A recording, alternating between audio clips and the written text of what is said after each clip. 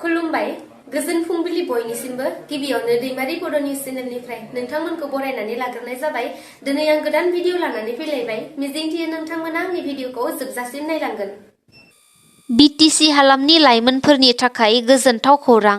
थांनाय 2023 मायथाइनि 10 December खालारखालि BTC नेहाथारि खनि लांदां जानानै थानाय स्टेन'ग्राफार ग्रेड 3 आरो जुनियर एडमिनिस्ट्रेटिभ एसिस्टेन्ट ग्रेड 3 मासिनि थाखाय रिटेन आनजाद लानाय जादोंमोन, जायनि फिथायखौ मैया BTC नेहाथारि खनिफ्राय फोसावनानै होनाय जाबाय।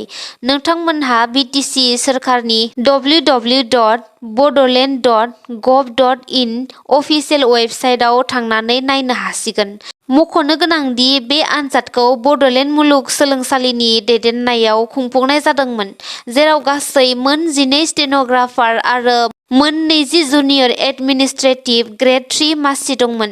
बेनि लेखायै सा 48 बिजाथिखौ स्टेन'ग्राफार आयदायाव सर्टलिस्ट खालामनाय जादों आरो सा 87 बिजाथिफोरखौ जुनियर एडमिनिस्ट्रेटिभ एसिस्टेन्ट आयदायाव सर्टलिस्ट खालामनाय जादों। दा सर्टलिस्ट खालामजानाय बिजाथिफोरा 11 मार्च खालारखालि कम्पिउटार इफिसिएन्सि टेस्ट आरो पार्सनेल इन्टारभिउखौ हैनो नांगोन। मोनसे पस्टनि थाखाय 4 बिजाथिखौ कम्पिउटार टेस्ट आरो पार्सनेल इन्टारभिउनि थाखाय लिंहरनाय जादों। थामहिनबा 4 बिजाथिनि गेजेराव जायखिजाया सासेल' बिजाथिया साख्रिखौ मोननो हागोन। बेजों लोगोसे थाबैनो ग्रेड 4 मासिनि पार्सनेल इन्टारभिउखौबो लानाय जागोन होननानै फोरमायथिदों बिथांमोनहा।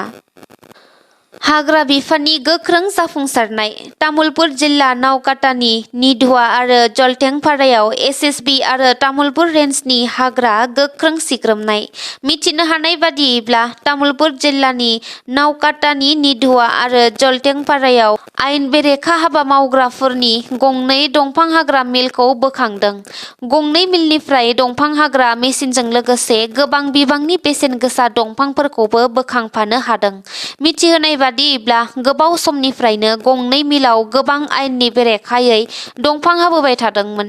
आयेननि बेरेखा हाबा मावनायखौ खौरां मोननानै 24 नं बेटेलियानजों लोगोसे तामुलपुर जिल्लानि रेन्जार कामेस्वर बर' आरो प्रिति दैमारि बिथांमोननि दैदेननाय मोनसे हानजाया जथायै गंनै मिलाव सिग्रोमहैनानै दंफां हाग्रा मेसिनजों लोगोसे गोबां बेसेन गोसा दंफांफोरखौ जब्द खालामनानै बोखांनो हादों आरो बोखांनो हानाय मुवा मेसिनफोरजों लोगोसे गासैबो बेसादफोरखौ लाफानानै गासै 5 लाख रांसोनि जागोन होनना फोरमायथियो। फैगौ MP बिसायख'थिया बारा गोबाव सम गैलिया। थाबैनो MP बिसायख'थिया खुंफुंजानो थांगासिनो दं। बेखौ नोजोर बोनानै आलादा रायजो नागिरनानै DGP आफादखौ दानाय आरो आथिखाल DGP आफादनि आफादगिरि प्रामिनास नार्जारी बिथाङा फैगौ MP बिसायख'थियाव सोलिफु सोरखार BJP आरो UPPL दोलोखौ नागारनानै हाग्रामा महिलारि दैदेननाय BPF दोलोखौ मदद होगोन होननानै रोखा खालामना होदों। बेखौ नोजोर बोयोब्ला बेयो BPF दोलोनि मोनसे गेदेर जाफुंसारनाय। बिथाङा बे बाथ्राखौ खौरांगिरिफोरनि सिगाङाव फोरमायनानै होदों। बिथाङा खौरांगिरिफोरनि सिगाङाव फोरमायबावनाय बादिब्ला थांनाय 2020 मायथाइनि 27 जानुवारि खालारखालि BTR गोजोन गोरोबथा खालामना फैनानै BTC-खौ BTR होननानै रायजो आरो मिरु सोरखारनो फानबाय आरो बर' माहारिखौ बर'नि माखासे सियाल सुबुंनि आखु थानाय दैदेनगिरिफोरा थगायबाय होनना बुंनायजों लोगोसे गोबां माखासे बेरफ्रुसार बिबुंथि होयो बिथाङा। बेनिखायनो BTR-निफ्राय BTC-खौ रैखा खालामनो थाखायनो हाग्रामा महिलारि दैदेननाय BPF दोलोखौ DGP दोलोआ मदद होगोन होननानै बुङो। दुलाराय बर' फरायसा आफादनि बाख्नायजाथाव हाबाफारि। बर' राव रायज्लायनो रोङै बर' फिसाफोरखौ बर' राव फोरोंनायनि हाबाफारि जागायदों दुलाराय बर' फरायसा आफादा।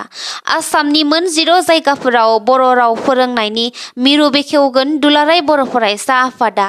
जों गोबां नुनो मोननाय जायो आसामनि गुबुन गुबुन ओनसोलफोराव रायजो जानाय माखासे बर' फिसाफोरा गावनि बिमानि आंगो बर' रावखौ दिनैसिमबो रायनो रोङा।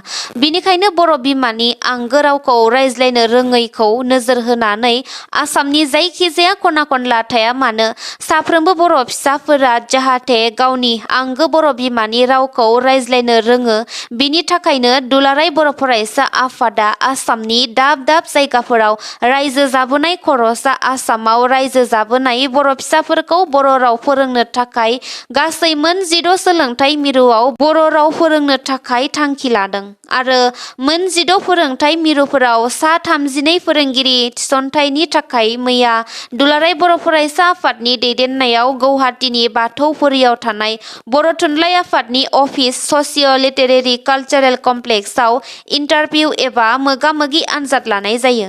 मोगा-मोगि सायख' आनजादाव सायख'जानो हानाय फोरोंगिरिफोरखौ सराइडिय, लखिमपुर, डिब्रुगड़ बायदि बायदि जायगाफोराव बर' राव फोरोंनो थाखाय थिसनहरनाय जागोन होनना एबसुनि लोगो गाहाय नेहाथारि दिनेश बसुमतारी बिथाङा फोरमायथिदों आरो बिथाङा फोरमायथिबावदों दि जाय बिजाथिफोरा मोगा-मोगि सायख' आनजादाव उथ्रिनो हानानै फोरोंगिरि खामानिखौ मावगोन बिथांमोनखौ 6 दानसिमनि थाखाय 10,000 रांहै फोरोंगिरि महरै लानाय जागोन आरो गासै 32 जन फोरोंगिरिफोरखौ सायख'नानै मोनसे सेन्टार एबा सोलोंथाइ मिरुआव 2 फोरोंगिरि थिसननाय जागोन होनना फोरमायथिदों बिथाङा। BTR सोरखारा रायजो राजाफोरनि जौगानायनि खामानि मावनो थाखाय आखायाव लागासिनो दङ। बेबादिनो मैया BTR सोरखारनि बानजायनायावनो रायजोनि जौगानायनि आगान सुरनाय हाबाफारि खुंफुंनाय जादों। बे हाबाफारिखौ दतमा गोजौसिन फरायसालिनि गेलेग्रा फोथाराव सानसेनि हाबाफारिजों खुंफुंनाय जायो। हाबाफारि बादियै डिजिटेल फाउन्डेसन बेखेवखांनायनि उनाव गासै गंथाम एम्बुलेन्स राननानै होयो। बेजों लोगोसे गासै मोन 134 सेल्फ हेल्प ग्रुपनो पावार ट्रेलार ट्रेक्टर, दै सारग्रा मेसिन, थाव फेरेदग्रा मेसिन, माइ नारा होग्रा मेसिन, आबादफोराव मुलि सारग्रा मेसिन, हाग्रा दानग्रा मेसिन आरो आटा गुन्दै खालामग्रा मेसिनफोरखौ राननानै होदों। मख'जाथावदि हाबाफारियाव BTRनि चिफ प्रमद बर', MLA लरेन्स इस्लारि, EM उखिल मुसाहारि, EM अरुप कुमार दे आरो EM रेवरेवा नार्जिहारि, MCLA सजल सिंह, MCLA राजिब ब्रह्म, MCLA माधव चन्द्र सेत्री बिथांमोनजों लोगोसे ओनसोलनि गोबां दैदेनगिरि बिथांमोनहाबो बाहागो लायो। त्रिपुरानि आगरतलायाव आइजोजों लोगोसे गासै 4 बांलादेशी नोगोरारिखौ हमनो हादों। सुलुंनिफ्राय मिथिनो हानाय बादियैब्ला रेलवे पुलिसआ गोख्रों सिग्रोमनायनि गेजेरजों आगरतला रेलवे स्टेशनाव आयेननि बेरेखायै भारतआव हाबखोमा फैनाय बिसोर 4 बांलादेशी नोगोरारिफोरखौ हमनो हादों। हमजानाय 4खौ बांलादेशी नोगोरारिनि बेरेखायै आयेननि गेजेरजों एजाहार होनाय जायो। बे समाव हमजानाय 4खौ बांसिनै मिन्थिबावनो थाखाय पुलिसआ गावसिनि आवथायाव लानाय जादों होनना फोरमायथिदों। गसाइगावआव मैया RIDF 29 स्किमनि गेजेरजों गासै गंथाम मडेल स्कुल लुफुंनो थाखाय अन्थाइ खाम्फा गायसननाय जायो। रायजोआव सोरखारि स्कुलफोरखौ जौगाखांहोनो आसाम सोरखारा RIDF 29 स्किमनि गेजेरजों मडेल स्कुलनि बिल्डिं लुफुंनो थाखाय अन्थाइ खाम्फाखौ गायसननाय जादों। बे गंथाम मडेल स्कुलनि अन्थाइ खाम्फाखौ गायसननानै होयो MLA जिरन बसुमतारी बिथाङा आरो बे गंथाम स्कुलफोरा फारियै गसाइगाव गोजौसिन फरायसालि, खासियाबारि गोजौ फरायसालि आरो ग्राहामपुर गोजौ फरायसालि। बर' लाइमोन लिरगिरि गौथुमनि जथुमखौ बे खेबाव नेपाल हादराव खुंफुंनाय जादों। थांनाय 4 मार्च सानखालिनिफ्राय सानथामनि हाबाफारि लानानै नेपाल हादरनि जाप्पा जिल्लानि 2 नं हालदैबारियाव बर' लाइमोन लिरगिरि गौथुमनि 6थि बोसोरारि बर' लाइमोन लिरगिरिफोरनि थुनलाइयारि जथुम थामहिनबा 1थि हादोर गेजेरारि जथुमखौ खुंफुंनाय जादों। हाबाफारि बादियै फुंबिलियाव नेपाल हादरनि माहारियारि फिरफिला बिरहोनानै नेपालनि माहारियारि मेथाइ रोजाबो। बेजों लोगोसेनो मेसि लाइमोन क्लाबनि फिरफिला आरो बर' लाइमोन लिरगिरि गौथुमनि फिरफिला बिरहोनानै रुंसारिफोरनि सावगारिफोराव बिबार बावनाय हाबाफारिखौ मावफुङो। बिनि उनाव बर' लाइमोन गौथुमनि दानथामारि लाइसिखौबो बेखेवनानै होयो बड'लेण्ड बुब्लिनि गाहाय सुजुगिरि राकेश रामसियारि बिथाङा।